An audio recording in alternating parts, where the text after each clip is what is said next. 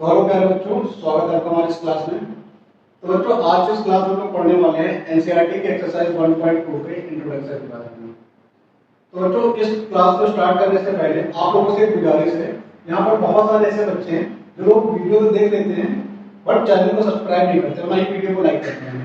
तो आप लोगों से गुजारिश है कि आप लोग इस चैनल को सब्सक्राइब कर लीजिए और वीडियो को लाइक कर दीजिए और जितना हो सके इस वीडियो को शेयर कीजिए। तो चलिए हम लोग आगे बढ़ते हैं। तो जो इस वीडियो में हम क्या पढ़ेंगे, इस वीडियो में हम लोग पढ़ेंगे बेसिकली इरेशनल नंबर्स के बारे में और किसी भी नंबर्स को कैसे हम ये प्रूव करेंगे कि कोई अगर इरेशनल नंबर है तो उसको कैसे शो करेंगे कि वो नंबर इरेशनल नंबर होगा। तो ये थ्योरम क्या कहती है, let p be a prime number if p divides a square then p also divides a where a is an integer. क्या मतलब है इसका, अगर p एक प्राइम नंबर है और ये प्राइम नंबर किसी a स्क्वायर नंबर को a स्क्वायर को डिवाइड करता है तो यही p a को भी डिवाइड करेगा। इसको समझने के लिए सपोज करते हैं हमारे पास p एक प्राइम नंबर है जो कि है क्या 5, p क्या है 5 है और a स्क्वायर की जो वैल्यू वो कितनी है 225। ये स्क्वायर है किसका 15 का स्क्वायर है, इसका स्क्वायर है 15 का स्क्वायर, 225 किसका स्क्वायर होता है 15 का स्क्वायर होता है। तो क्या बोल रहे हैं कि अगर 15 का स्क्वायर यानी 225 किससे डिवाइडेड है, 225 डिवाइडेड किससे डिवाइड हो जाएगा, किससे इससे 5 से। इसका मतलब 225 है क्या 15 into 15 ही तो है, ठीक है 15 into 15। तो देखिए ये 5 से यहाँ पर a स्क्वायर की वैल्यू कितनी 225 और यहाँ पर 15 ये कितने टाइम डिवाइड होता है 3 टाइम में। इसी तरीके से अगर a कितना हो जाएगा यहाँ पर a कितना हो जाएगा, a तो 15 हो जाएगा। अब यहाँ पर अभी भी यहाँ पर अगर a स्क्वायर अपॉन p कर रहे हैं, a स्क्वायर अपॉन p तो ये आ जाएगा, लेकिन यहीं पर अगर a अपॉन p करें अभी भी देखिए डिवाइड हो जाएगा, p की वैल्यू कितनी थी 5 थी और a की वैल्यू 15, अभी भी कितने टाइम में डिवाइड होगा 3 टाइम में, है ना। तो कहने का मतलब क्या है कि अगर p कोई प्राइम नंबर है और वो प्राइम नंबर किसी a स्क्वायर नंबर को डिवाइड करता है तो यही प्राइम नंबर a को भी डिवाइड करेगा। ये थ्योरम में बेसिकली, ठीक है। अब इसी थ्योरम का यूज करके हम लोग ये शो करेंगे कि अगर कोई इरेशनल नंबर दिया है तो उसको कैसे शो करेंगे कि वो इरेशनल होगा, ठीक है। तो चलिए हम आगे देखते हैं। तो जैसे अब हमारे पास यहाँ पर एक क्वेश्चन है, प्रूव दैट √3 इज इरेशनल। तो यहाँ पर हमें क्या दिखाना है, √3 को इरेशनल दिखाना है बाय थ्योरम, जो भी थ्योरम लोगों ने इससे पहले पढ़ी है उस थ्योरम की हेल्प से इसको हम क्या करेंगे इरेशनल दिखाएंगे। तो चलिए देखते हैं कैसे करेंगे। तो इसके लिए हम क्या करेंगे, सपोज करेंगे let us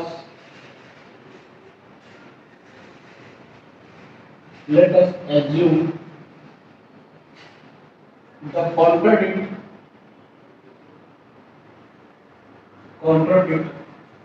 that √3 is rational।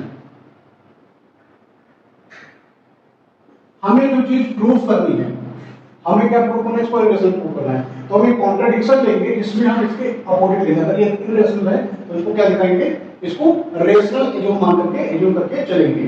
क्या करना पड़ेगा फिर, अब यहां पर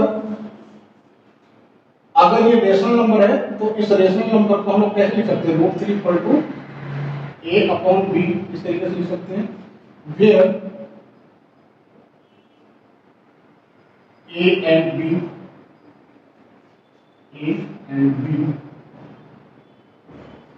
are integers। ये दोनों क्या है, इंटीजर्स हैं, ठीक है बेटा। ये दोनों क्या हो गए, इंटीजर हो गए। अब इनको हम लोग क्या करते हैं, यहाँ से क्रॉस मल्टीप्लाई कर लेते हैं, ठीक है, या इस तरीके से कर लेते हैं, इसको इसके अकाउंट लेंगे, इसको यहाँ पर लेंगे और इस b को ऊपर लेंगे। क्या मिलेगा बेटा, यहाँ देखिए यहाँ से मिलेगा b square sorry b = a upon √3, ठीक है, a अपॉन √3 स्क्वायर कर देते हैं on squaring both side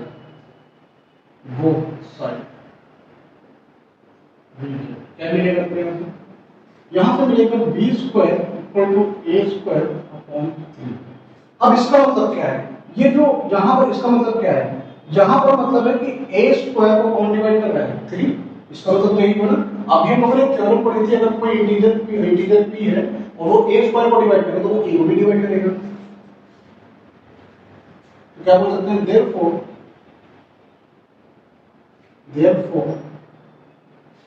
a square is divisible by 3 and by theorem a is also divisible by 3। अगर a स्क्वायर को 3 डिवाइड कर रहा है, a को भी तो 3 डिवाइड करेगा, जो लोगों ने थ्योरम पढ़ी है। अगर p a स्क्वायर को डिवाइड करेगा तो b a को भी तो डिवाइड कर देगा ना, वही चीज है यहाँ पर। अगर a स्क्वायर को 3 डिवाइड करा तो a को भी 3 डिवाइड करेगा। इसका मतलब क्या हो जाएगा, इसका मतलब ये हो जाएगा, तो so let a equal to 3c। अब अगर a इक्वल टू 3c हो जाएगा तो अब इसकी जगह पर a की जगह पर इसमें पुट कर देते हैं, इसको हम बोल देते हैं इक्वेशन 1। तो इसको पुट करते हैं, put a equal to 3c equation 1। क्या मिलेगा यहाँ से, यहां से मिलेगा b square equal to a की जगह पर 3c स्क्वायर अपॉन 3 का स्क्वायर 9 और ये c स्क्वायर अपॉन कितना हो जाएगा, ये हो जाएगा 3 से 3 9 डिवाइड हो जाएगा। क्या मिलेगा यहाँ से बेटा, यहाँ से आ गया आपका b square equal to 3c square. क्या बोल सकते हैं बेटा यहाँ से, c square equal to b square upon 3, b square upon 3। इसका मतलब क्या होगा, इसका मतलब ये होगा therefore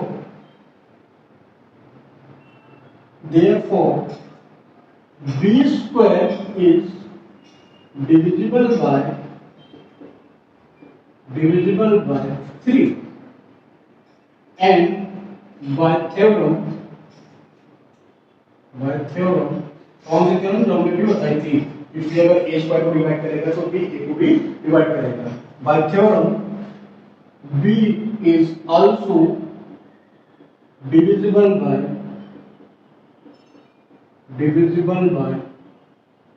3। ठीक है, अब इससे देखिए यहां से क्या पता चल गया कि a 3 से डिविजिबल हो गया, b भी 3 से डिविजिबल हो गया, मतलब a और b का एक कॉमन फैक्टर क्या हो गया, 3 हो गया। So we can say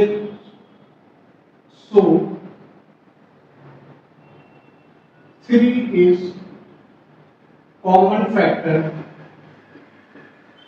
of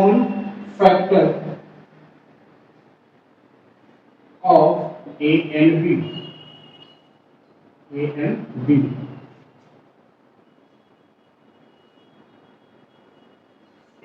का कॉमन फैक्टर हो गया। But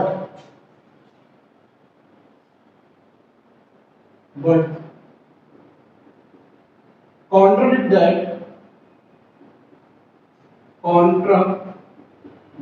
that a and b are co-prime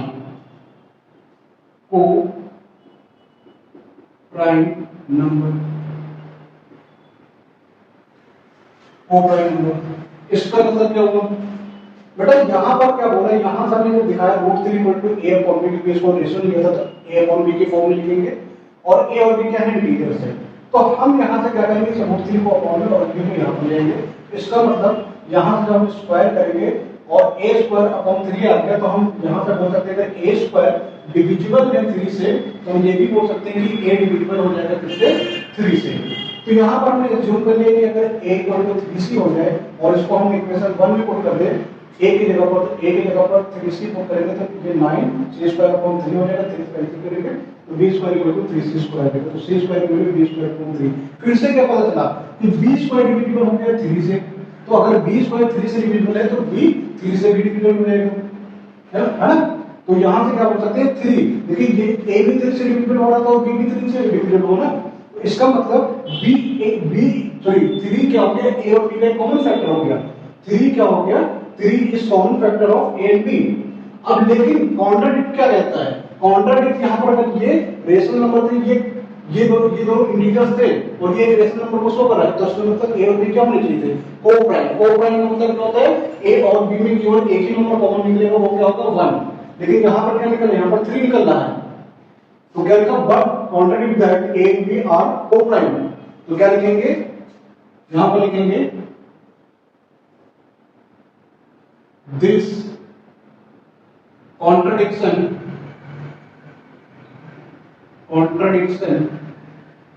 arising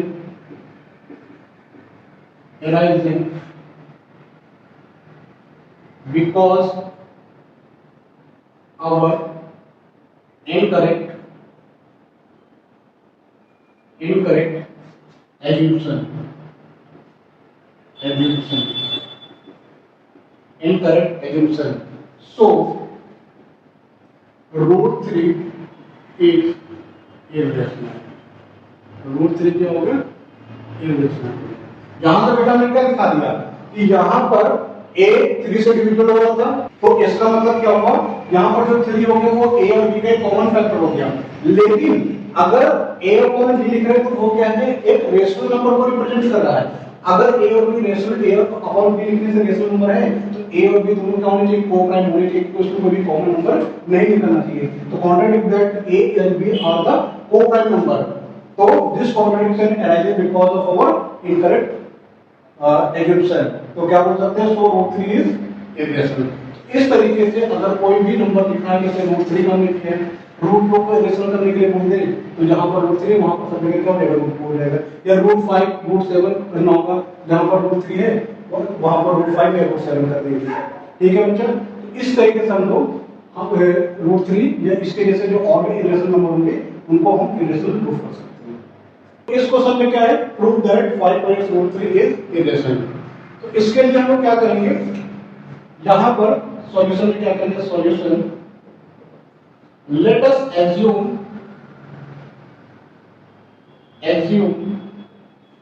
5 minus root 3, assume the contradict that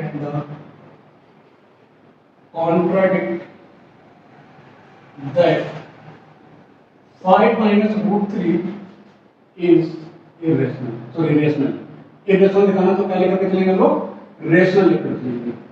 अगर हमें इरेशनल दिखाना है तो हम क्या लिख के चलेंगे, इसको रेशनल लिख के चलेंगे। तो अगर ऐसा है, अगर ये रेशनल होगा तो क्या लिखेंगे, so 5 minus root 3 equal to a upon b।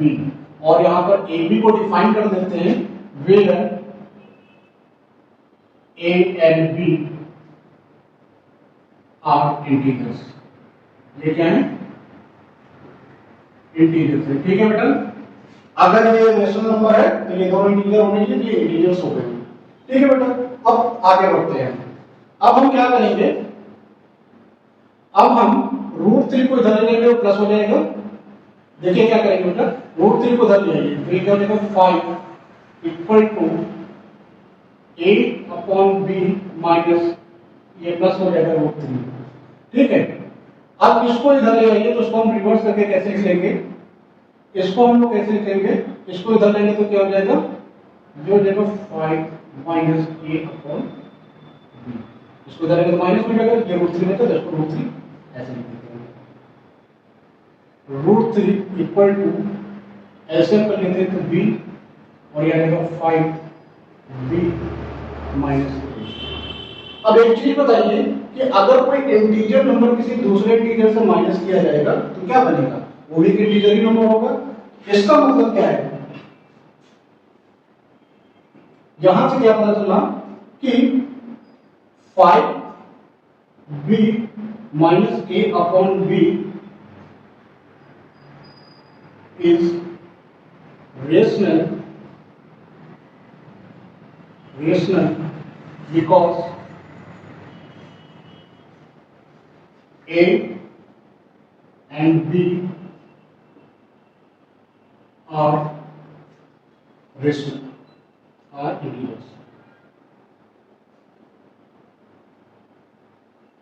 Integers. But we know root 3 is irrational. अभी तो हम लोगों ने देखा था ना कि रूट 3 क्या है? irrational है. यहाँ पर 5b minus a upon b ये भी एक इंटीजर है, ये भी एक इंटीजर है, तो इंटीजर और इंटीजर क्या होगा? रेशनल होगा, क्योंकि यहाँ पर a और b क्या है? इंटीजर्स है. लेकिन हमको क्या पता है? हमें v नो रूट 3 irrational. अभी हमने दिखाया कि रूट 3 क्या था? irrational था. तो यहाँ पे क्या लिखेंगे? This contradict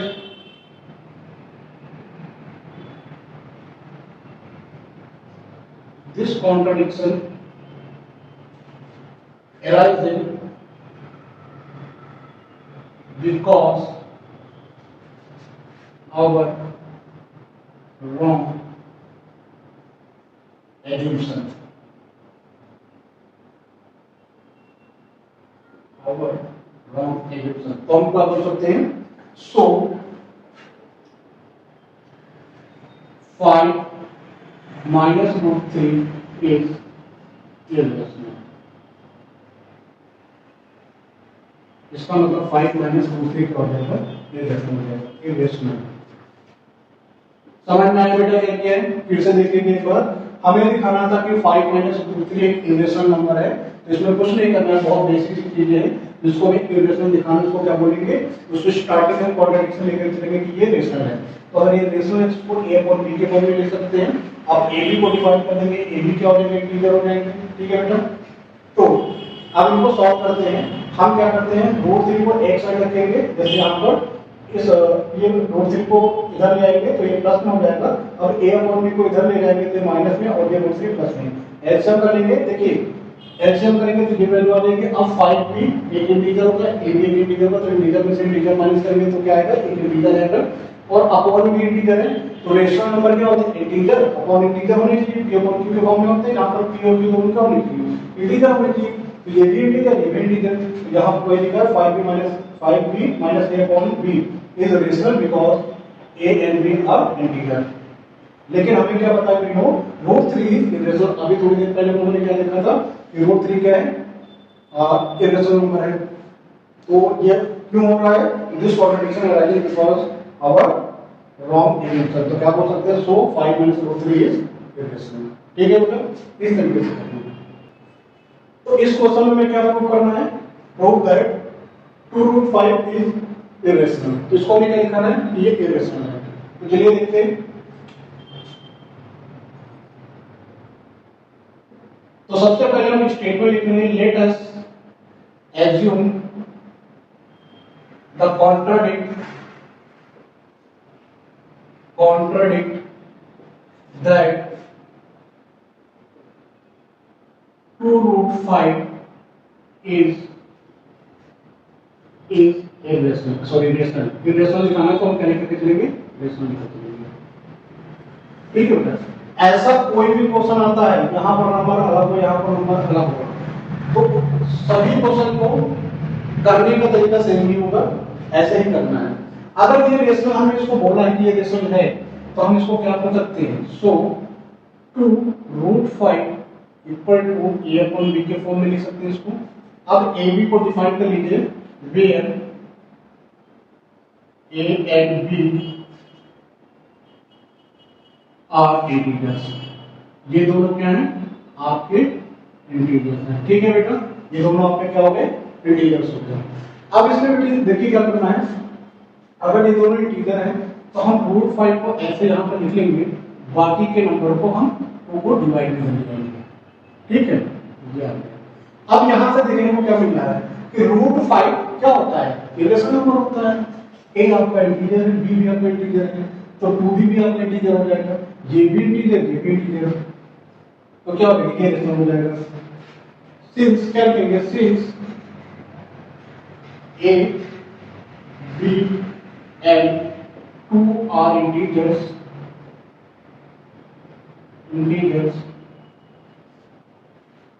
so a upon 2b is a upon 2b is rational, a upon 2b क्या हो जाएगा, रेशनल हो जाएगा. But we know, but contradict that, contradiction क्या है, क्या देखा हमने कि रूट 5 क्या होता है, एक इरेशनल है. But contradict that root 5 is irrational, या कॉन्ट्राडिक्ट नहीं लिखते,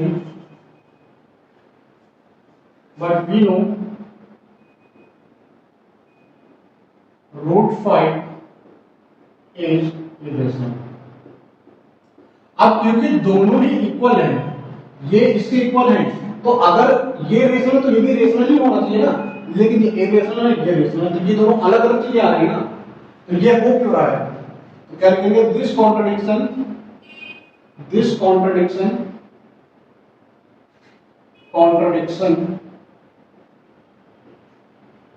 arises because of our wrong assumption.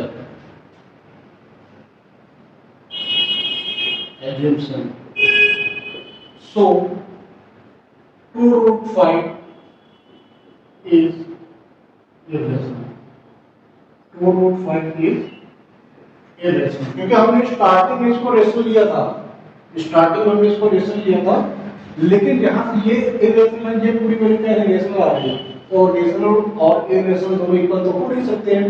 इसका मतलब हुआ कि ये कॉन्ट्रडिक्शन होगा. और कॉन्ट्रडिक्शन क्यों हुआ, क्योंकि हमने स्टेटमेंट जो आपने एज्यूम्पशन किया था वो स्टार्टिंग में आपने रॉन्ग लिया था. तो क्या बोल सकते हैं, 2 रूट 5 क्या हो जाएगा, आपका इरेशनल हो जाएगा. ठीक है बेटा, इस तरीके से क्वेश्चन हम लोग करेंगे. नोट कर लीजिए. तो इसी के साथ हमारी वीडियो यहीं पर एंड करते हैं. उससे पहले आप लोगों से गुजारिश है कि अगर अभी तक आपने इस चैनल को सब्सक्राइब नहीं किया है तो चैनल को सब्सक्राइब कर दीजिए और वीडियो को लाइक कर दीजिए और इसको शेयर भी कर दीजिए.